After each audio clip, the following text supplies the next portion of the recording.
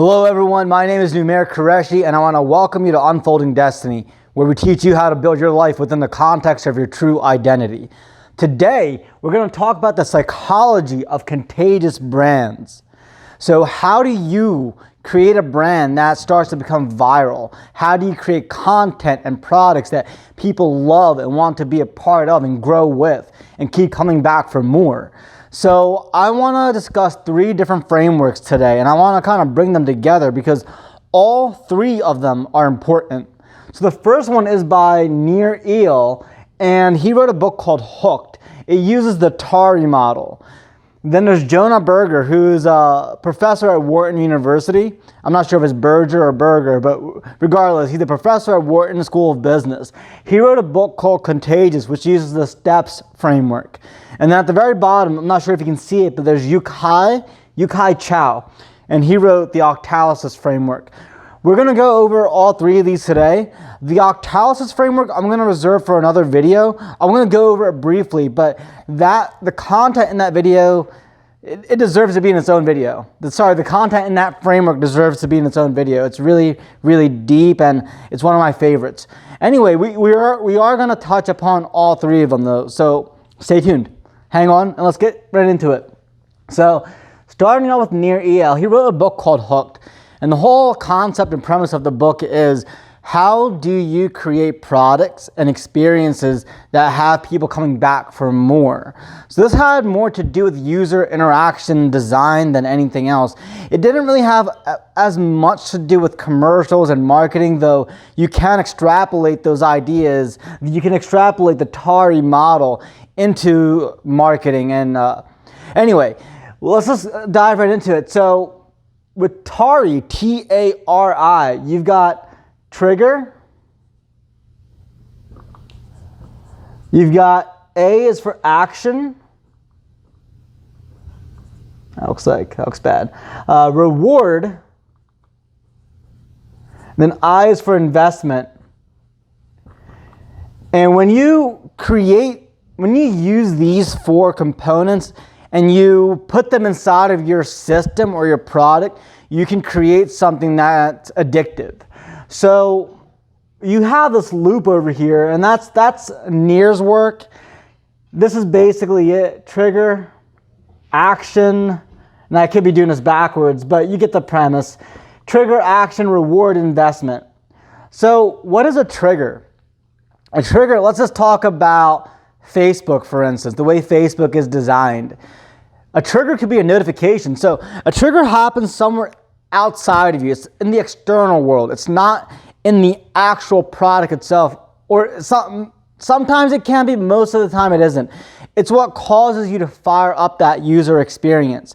So I could be walking around and I could just be kind of moseying along, and suddenly I get a notification on my phone. Maybe it's on my watch. And then I look at my phone and I realize, oh, someone just sent me a message on Facebook. So that happens to be a trigger. Something catches my attention and it takes me away from whatever I'm doing currently, and it puts me into this new user experience, into the world of Facebook. And then there's an action I take. The action that I take is, all right, so someone messaged me, maybe I message them back. Or, you know what, maybe it's more so the fact that someone posted a status, I got a notification, and then I respond to that. But whatever it is, my action has to do with something around responding to something or creating something. Anyway, I get the notification, I respond with some sort of an action. That action gets me a like. That's a reward. But not just one like, it gets me a bunch of likes. It gets me 40, 50 likes. And you know what? There's also some shares involved. So I've got some likes, I've got some shares, I've got some comments. You know, I'm feeling really good right now. People are engaged in the thing that I just produced, and this is incredible. And there's some banter, some back and forth, there's some GIFs being exchanged, some memes, and everyone's having a great time. And you know what? That leads to my investment. Now I'm invested in this system because I realize that if I put forth action, I get rewarded for it, and that makes me invested. But remember, I can easily just turn off my phone. I can walk away from the app. I can just close the Facebook app. I can go to Instagram. I can go to Twitter. I can start playing a game or whatever. So it's really important for the trigger to exist, because with the trigger, I get pulled back into that user experience from the outside. And that's why the like and the notifications, that's why they're so powerful, and they create addictive behaviors. And so you can take this model and you can apply it to whatever else that you are creating. So if you're designing an app, you're designing a product, you have to think in terms of what is the trigger. So let's use a real world example that's not specifically app driven, so that I can show you the psychological impactfulness of this. So let's just imagine, for instance, all right, you haven't shaven for a week, and now you've got this, you got a bunch of facial hair and you want to shave it. So what do? The trigger is, all right, I'm growing facial hair, so I'm going outside, I'm buying an electric razor or shaver, and that's the trigger. So me growing facial hair, I'm going outside, I'm getting that shaver, I buy it, and then what do? With the action, I actually shave my face, I groom myself. And now the reward is people think I look well put together, well kept, I look professional, and I get compliments, and then suddenly I'm invested into this routine of shaving.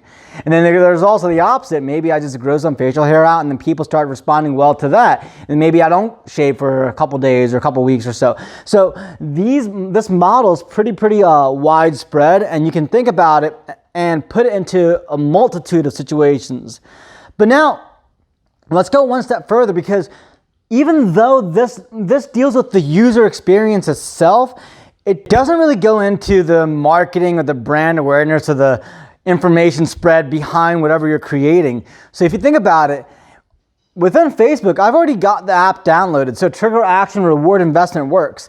And sure, I guess in some ways you might be able to extrapolate this into marketing, but my preferred framework for marketing products and brands really comes from Jonah Berger's Contagious Steps framework. So let's talk about that. Jonah Berger is a professor at Wharton University, and he spent 10 years discovering and researching what it was that made brands and ideas contagious and viral. So if you remember years ago, there was this song by, what was her name? Rebecca Black, Friday. Friday. And it turned out that every Friday for the longest time, that YouTube video would spike. And so many people were watching it that Jonah started to scratch his head and was wondering, why is this the case? Why is it that, this song is kind of contagious in and of itself, but why is it that beyond the fact that it's just a catchy jingle, why is it that on Friday, that's when the song tends to spike? Now, of course, at the surface level, you can say, well, duh, it's the song's called Friday, so you're going to want to listen to it on Friday.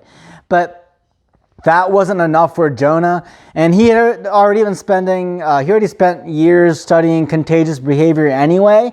So let's get into his framework, okay? Steps with 2 P's, by the way. That's not a typo or a misspelling. It is what it is. So let's talk about the first letter. This over here, this is stories. And you know what? I might just I'll get into it, but I might just drop the first letter because it's already over there. Makes it easier for me to write it out on the board. But regardless, stories. The value of stories is that, as Jonah discusses in his book, stories are like Trojan horses. So the idea is that you can take a bunch of numbers, figures, statistics, and data, and you can just feed it to a customer or a person, and they're not going to remember it. They're not going to remember it because numbers have no emotional connection. Even Joseph Stalin, he said it himself that 1 death is a tragedy, 1,000,000 deaths is a statistic. And so you want to stay as far away from hard numbers and data as possible in and of themselves. Instead, what Jonah recommends is put all that information into a story. So the reason why I call it a Trojan horse is because everyone remembers the story of the Trojan horse.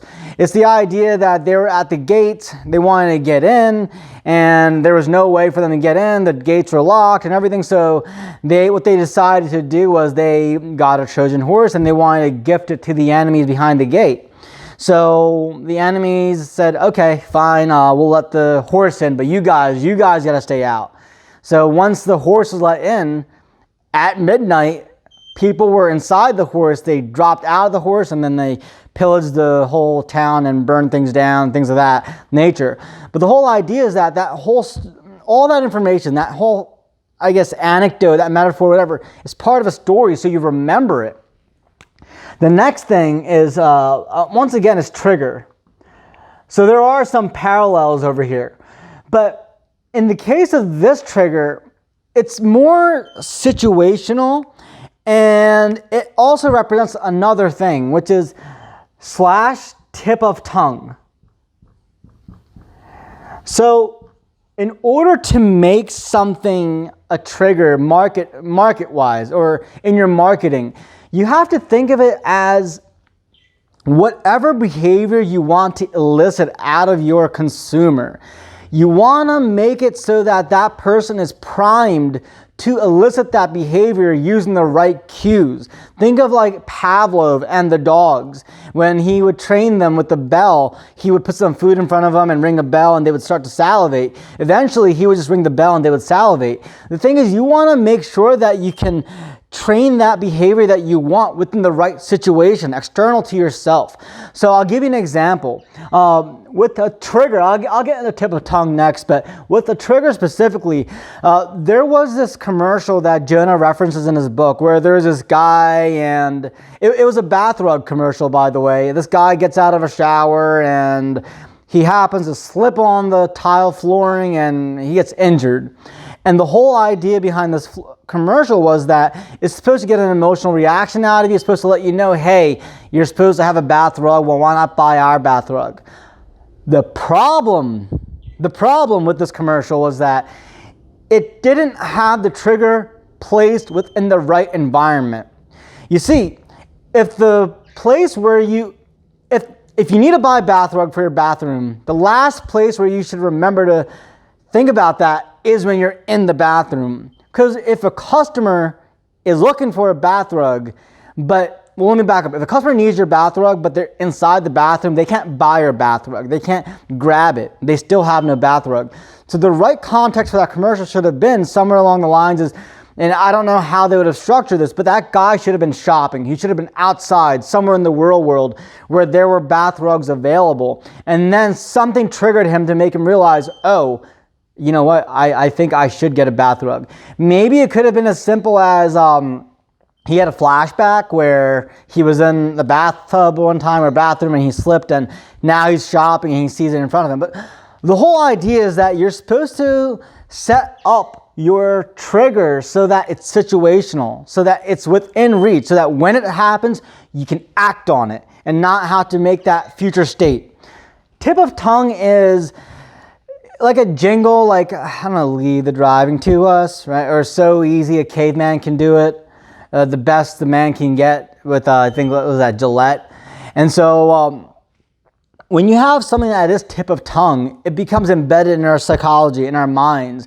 That has a lot to do with the Friday thing. It was simple, it was catchy, it was easy, it was transmissible. And also, it was so small and bite-sized. Remember, tip of tongue also usually means bite-sized. That you can take that and make it part of a story, which makes it even that much more transmissible and contagious. Now, let's talk about the next step, emotion. Now, when I talk about emotion, I don't mean that you need to make your product or your commercial or your branding emotional. It doesn't mean that the contents of that commercial or that market briefing or whatever it is, it doesn't have to be of someone crying or laughing or whatever. Part of it, but not entirely. The better picture, better perspective is this is more so about emotional response from the customer, or let's just say emotion That looks bad. Emotion elicitation. So what's emotion elicitation? It just means that the customer, the person viewing your product or your commercial should get an emotional reaction. And I should maybe even write that. Reaction. Maybe that's even a better word. It should cause an emotional reaction for the person who's engaging in your experience.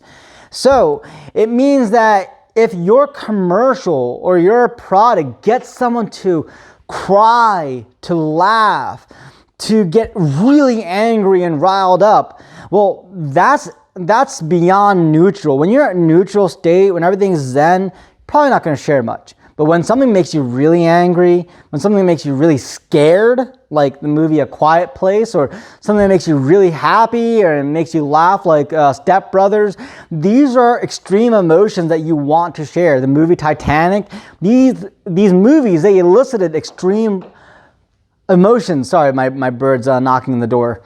I have a parrot. Anyway, these movies elicit extreme emotions, and that's why they cause you to react, and that's why they're contagious. And so the next step is public, practical value, and social. So let's talk about public. So another thing about public is, well, let's explain public first. So public simply means that your brand should be visible, should be tangible, should be experiential. So think of it like the Nike Swoop or the McDonald's M, the Golden Arches, so to speak. If you have something that's visible, that other people can recognize, it almost becomes like the bat symbol, that you can see it from a mile away and recognize what it is and what it stands for. And that's very powerful. A picture does speak 1,000 words. And so the more you can do to create a symbol out of your brand, out of your movement, the more likely it is to become contagious. The more likely it is for it to pass from one person to another and also be emulated. You see, when it comes to the triggering of emotion or emotional reaction, we want to share things that make us feel a certain way. That's why I'll share a meme with you, because if it made me laugh, it'll make you laugh. If it made me cry, it'll make you cry. And then I'll post a status on Facebook saying, I'm not crying, you're crying. Well, we're sharing these things because these are heightened emotions that we want to share with other people. When it comes to public-facing archetypes and assets and like branding in general, we want to show others that we're part of a tribe. That's why the Apple logo is behind every single Apple product, the MacBook, the AirPods, well, you just know what those are, right? And then the iPhone, like you want that logo to be seen because it shows that you're part of a movement, that you're cool and you're accepted and you're something bigger than yourself. And then we have practical value.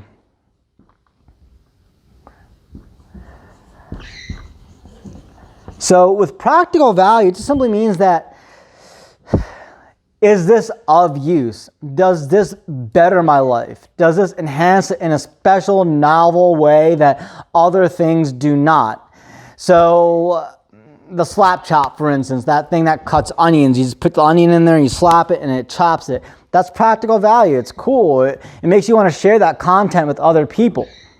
And then finally, social. See, the thing with Jonah Berger is that he says that these are just ingredients. They're not really steps. So it's not like your product needs to have every single piece of this framework. But think of it more so as ingredients, in the sense that you sprinkle a few of these in and there's a greater likelihood that your product, your brand will become contagious through its marketing. The thing is with social, I think social is so powerful. I think that it probably is the most important piece of it. But I don't want to weight it too heavily because it still cannot exist without the other components. Social just simply means it's self or coolness, self-coolness.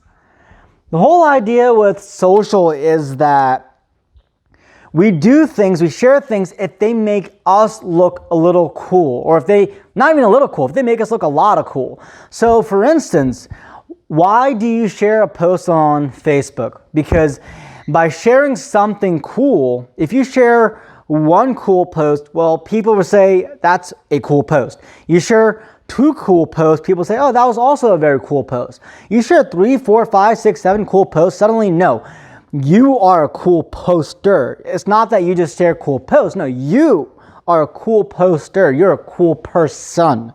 And so we want to share things because it makes us look cool. We want to be the messenger. We want to be the bearer of good news, bad news, or whatever, but we want to be the person that's dictating the conversation online and outside and everything. See, this isn't just on Facebook or Instagram or Twitter. This is everywhere.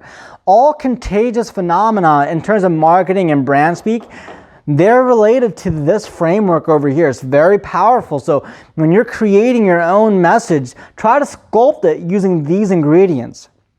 Now, the next piece of the framework that I'm going to talk about is Chou's Octalysis. So let me prep the board and get that on there, and I'll explain what this is in a nice bird's eye overview. Then in another video, I'll go over it in detail. I've got the board prepped. We're slightly ready to go into Chou's Octalysis framework. Like I said, I'm not going to go into it too deeply. The framework is behind me. I want to reserve this for another video because it can get really deep and not so much complex, but involved, and there's a lot of layers to it.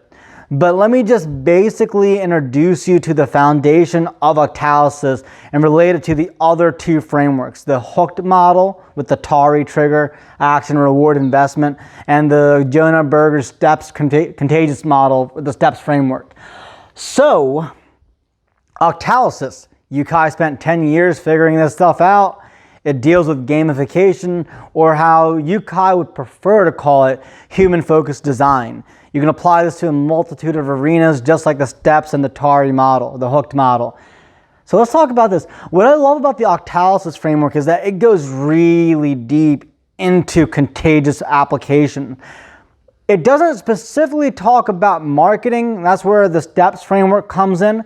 But what Octalysis talks about is creating a user experience that is truly, I don't like to say the word addicting because it does have negative connotations, but it gets someone to invest and reinvest into the user experience consistently and constantly. And if you design it in a way that has the best in mind for the user, then you can create a win-win situation where the person wins because they constantly grow through your ecosystem, and you win because they're constantly engaged. So let's just briefly talk about, let's just discuss and we'll list the 8 touch points of the Octalysis model. And like I said, in a future video, we're going to go deeply into it. So there's multiple levels to Octalysis. The first level is the Octalysis framework itself, which consists of the 8 core drives. So if you're going to create something that's going to have an impact on people, first and foremost, it has to elicit meaning. They have to feel like this is part of something like a greater mission. If they feel like there's a reason behind them taking part of this action, they will. Number 2 is development and accomplishment. Development and accomplishment is they have to feel like they're growing through this experience. Empowerment and creativity. Can you give them choices, multiple ways to achieve victory? That way there's not just one way, but they can make choices and they have options along the way. That's why the game of chess is so popular. And number 4 is ownership and possession. Can you get them to own a piece of the experience? Whether it's through creating an avatar or growing crops in Farmville, can they own a part of the experience?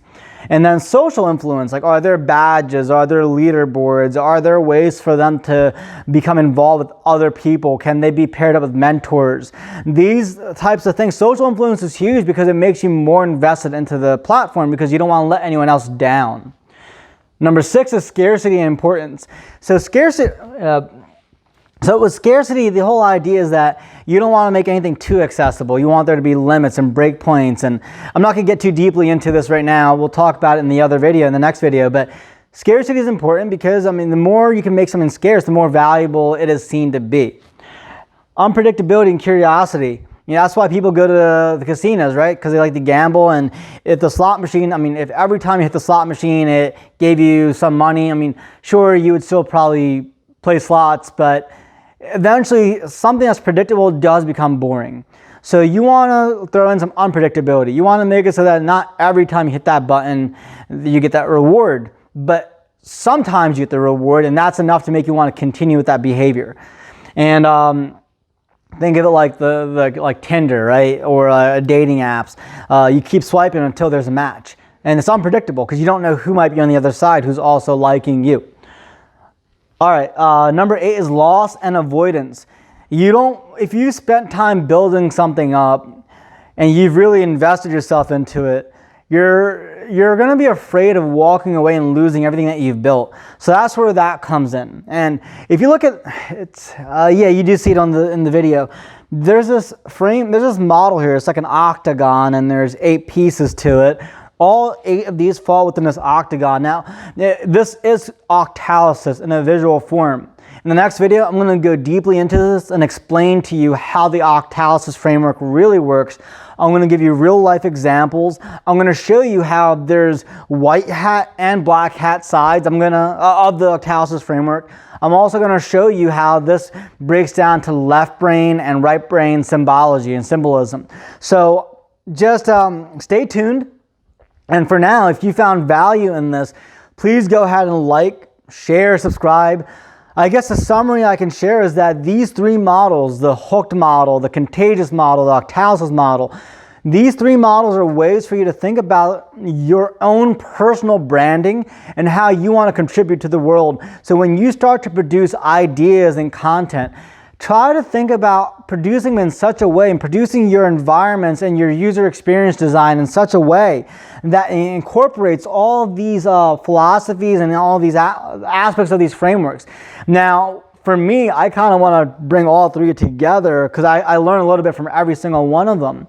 But you don't have to go through all 3. You can just pick the TARI model if you've already got something tangible you want to bring people into that experience. You can use the STEPS framework to market your idea so that other people hear it and they share that knowledge with other people, and suddenly your brand has brand awareness and spread and exposure, and that way people are brought into your ecosystem. And then if you really want to create a compelling ecosystem that's timeless and that really has people engaged and brings everything to another level, then you want to apply Octalysis. Okay, so having said that, I want you to just let me know what you think. If you have any questions, comments, or concerns, if you want to message me, email me, you have my contact. We do offer coaching as well.